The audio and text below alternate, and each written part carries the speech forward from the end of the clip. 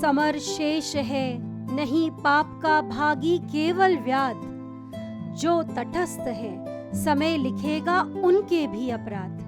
प्रिय देशवासियों, आजादी का अमृत महोत्सव मनाते हुए आज हम टीम एमपीएस बात कर रहे हैं उस महान स्वतंत्रता सेनानी की जिन्हें हम मास्टर अमीर चंद जी के नाम से जानते हैं। मास्टर जी का जन्म सन 1869 में दिल्ली के एक वैश्य परिवार में अध्यापक हुकुम चंद जी के यहाँ हुआ था। मास्टर जी बचपन से ही मेधावी छात्र थे। शोषितों व पीड़ितों को देखकर यह दुख से भर जाते थे।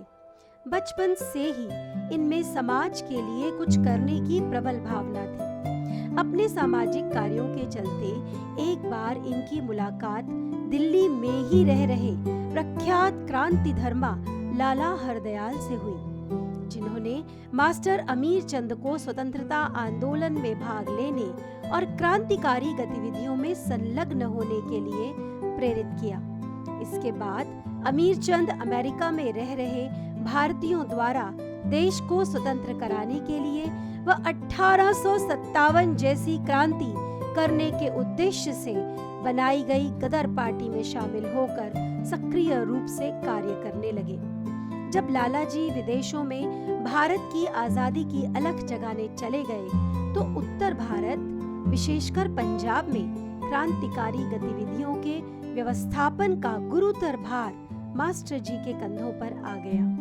इसी क्रम में मास्टर जी की मुलाकात जाने माने क्रांतिकारी रास बिहारी बोस से हुई। यह उन दिनों पंजाब में क्रांतिकारी गतिविधियां करने के लिए प्रयासरत थे।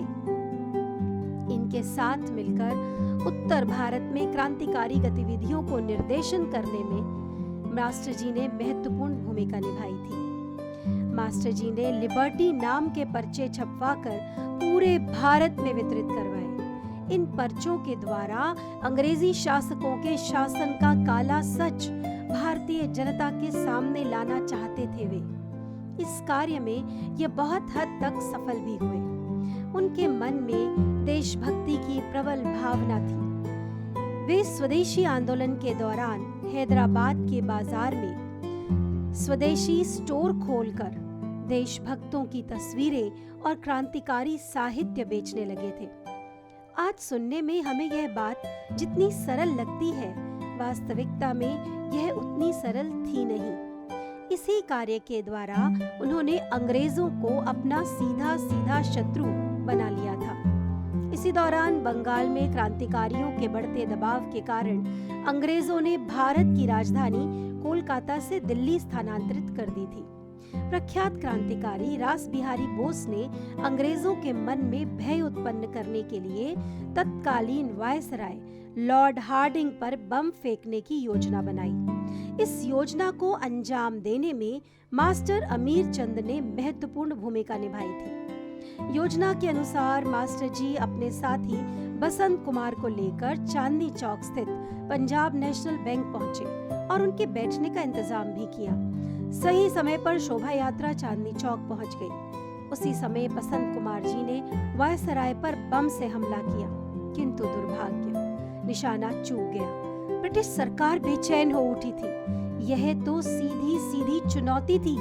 सरकारी तंत्र बेचैन था।